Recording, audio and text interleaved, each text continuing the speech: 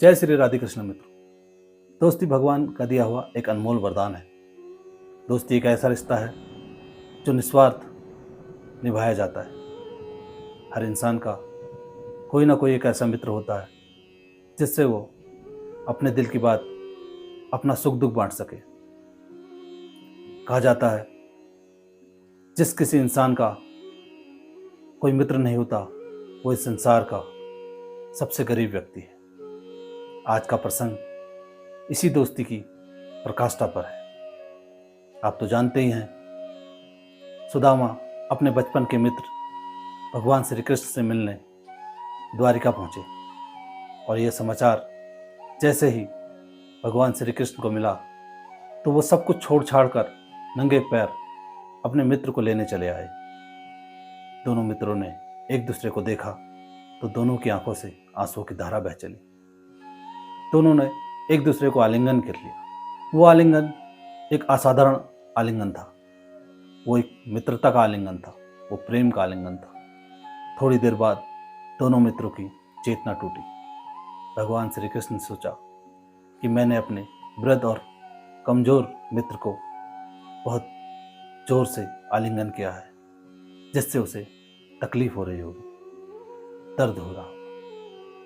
और वहीं सुदामा जी सोच रहे थे कि मेरी बूढ़ी हड्डियां भगवान श्री कृष्ण के कोमल शरीर पर चुभ रही होंगी, जिससे मेरे मित्र को बहुत दुख हो रहा होगा। दोनों एक दूसरे अलग हुए। भगवान श्री कृष्ण सुदामा को लेकर अपने महल में पहुंचे। महल में पहुंचने के बाद दोनों मित्र आपस में बातें करने लगे। भगवान श्री कृष्ण ने कहा कि मित्र, भाभी ने जरूर मेरे लिए कुछ ना कुछ खाने के लिए भेजा होगा। और सुदामा जी अपनी धोती में बंधी पोटली छिपाने लगे। जैसे ही द्वारिकाधीश की नज़र पोटली में पड़ी, उन्होंने तुरंत सुदामा से वो पोटली ले ली और खोल कर देखा तो भाव विभोर हो गए। उसमें से चावल खाने लगे। जैसे ही द्वारिकाधीश ने तीसरी मुट्ठी चावल लेकर खाना चाहा, रुक्मिणी जी ने उनका हाथ पकड़ा और रोका। कहा, भाभी के दिए हुए चावलों का सुख आप स्वयं लेंगे स्वामी, ये सुख हमें भी लेने दीजिए। द्वारिकाधीश के होठों पर खामोशी छा गई। उन्होंने चावल वापस उसी पोटली में रख दिए और पोटली रुक्मिणी जी को पकड़ा दी। दोनों मित्र आपस में बात करने लगे। बातें करते करते कब भगवान श्री कृष्ण सुदामा जी के चरण दबाने लगे, ये सुदामा जी को भी ना पता लगा। और भगवान श्री कृष्ण तो अपने ही ख्यालों में खोए हुए उनसे बातें किया जा रहे थे। थोड़ी देर बाद रुक्मिणी जी ने भगवान श्री कृष्ण के कंधे पर हाथ रखा। भगवान ने चौंक कर रुक्मिणी जी को देखा। उसके बाद सुदामा की तरफ देखा सुदामा जी सो चुके हैं। रुक्मिणी जी का आशय समझ द्वारिकाधीश अपने स्थान पर खड़े हुए और अपने कक्ष में चले गए। आज भगवान श्री कृष्ण की ऐसी मग्न अवस्था देख रुक्मिणी जी ने पूछा, स्वामी, आप जो द्वारिका में बड़े से बड़े राजाओं के आने पर भी तनिक भी प्रभावित नहीं होते, वो आज अपने मित्र के आने की सूचना पाकर इतने भाव विभोर हो गए कि भोजन छोड़ नंगे पैर उन्हें लेने चले गए। आपको कभी कष्ट, कोई चिंता, कोई परेशानी आज तक रुला नहीं पाई। यहाँ तक कि गोकुल छोड़ते समय भी मैया यशोदा के आंसू आपको रुला नहीं पाए।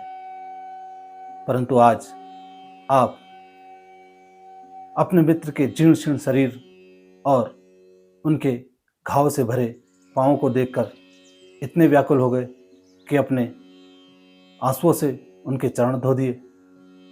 कूटनीति, राजनीति और ज्ञान के शिखर पुरुष हैं आप। अपने मित्र को देखकर इतने मग्न हो गए कि उन्हें तीनों लोकों की सुख, समृद्धि और संपदा पल भर में देना चाह रहे थे। भगवान श्री कृष्ण अपनी उसी अमोघ अवस्था में बोले, सुदामा मेरा बाल सखा है रुक्मिणी, परंतु उन्होंने तो बचपन में आपसे छिपाकर वो चने खा लिए थे जो गुरु माता ने आप दोनों को बांटकर खाने के लिए दिए थे। आज उस मित्र के लिए इतनी व्याकुलता क्यों? सत्यभामा जी ने अपनी जिज्ञासा रखी। भगवान श्री कृष्ण मुस्कुराए और कहने लगे, सुदामा का तो संपूर्ण सृष्टि को आभार व्यक्त करना चाहिए सत्यभामा। सुदामा ने वो चने इसलिए नहीं खाए कि उन्हें भूख लगी थी। उसने वो चने इसलिए खाए कि वो नहीं चाहता था कि उसका मित्र गरीबी और दरिद्रता देखे। वो जानता था कि कोई चोर वो चने गुरु माता के आश्रम में छोड़कर गया है और उस चोर ने वो चने एक गरीब ब्राह्मणी के वहाँ से चुराए। उसे यह भी ज्ञात था कि उसी ब्राह्मणी ने ये श्राप दिया था कि जो कोई भी ये चने खाएगा वो दरिद्र रहेगा। सुदामा मुझ में ईश्वर का अंश देखता है। उसे लगा कि अगर ईश्वर ही दरिद्र और गरीब होगा तो संपूर्ण सृष्टि गरीब हो जाएगी। सुदामा ने संपूर्ण सृष्टि के कल्याण के लिए दरिद्र होना स्वीकार किया। इतना बड़ा त्याग दोनों रानियों के मुंह से स्वतः ही निकल गया। द्वारकाधीश ने कहा, मेरा मित्र ब्राह्मण है रुक्मिणी, और ब्राह्मण ज्ञानी और त्यागी होते हैं। वो चाहता तो उन चनों को कहीं फेंक भी सकता था। उसे ज्ञात था कि कोई ना कोई मनुष्य या प्राणी उन चनों को अवश्य खाएगा और ब्राह्मणी के श्राप का भागी बनेगा। उसने स्वयं का दरिद्र होना स्वीकार किया। कुछ एक उदाहरणों को छोड़ दिया जाए तो ब्राह्मण ऐसे ही होते हैं जिनमें जन कल्याण की भावना कूट कूट कर भरी होती है। अब तुम ही बताओ कि ऐसे मित्र के लिए हृदय में प्रेम नहीं होगा तो क्या होगा? और हाँ, गोकुल छोड़ते समय मैं उस समय इसलिए नहीं रोया क्योंकि अगर मैं रोता तो मेरी मैया उसी क्षण अपने प्राण त्याग देती। परंतु सुदामा की दरिद्रता और घाव से भरे पैर देखकर मेरा हृदय भर आया। उसकी ये हालत इसलिए है कि उसने अपने मित्र का भला चाहा, मेरा भला चाहा। परिवार को छोड़कर मेरा किसी ने इतना भला चाहा है तो वो सिर्फ सुदामा है। लोग तो मुझसे अपने स्वार्थ के लिए, अपने भले के लिए मिलने आते हैं, अपनी इच्छाएं रखते हैं, अपेक्षाएं रखते हैं। परंतु सुदामा जैसे मित्र बहुत पुण्य कर्मों के बाद ही मिलते हैं। ऐसे मित्र बहुत विरल और दुर्लभ होते हैं। अब ऐसे मित्र के लिए तीनों लोगों की संपदा भी दे दी जाए तो वह भी कम होगी। यह सुन सभी रानियों के आंखों से आंसुओं की धारा बह चली। मित्रता की जो परिभाषा सुदामा ने दी है वो इस सृष्टि में शायद ही कोई दे पाए।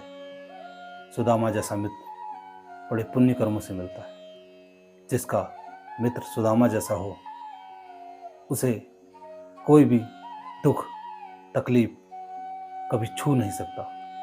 मित्रता की कोई परिभाषा है तो वह है सुदामा। जय श्री राधे दोस्तों।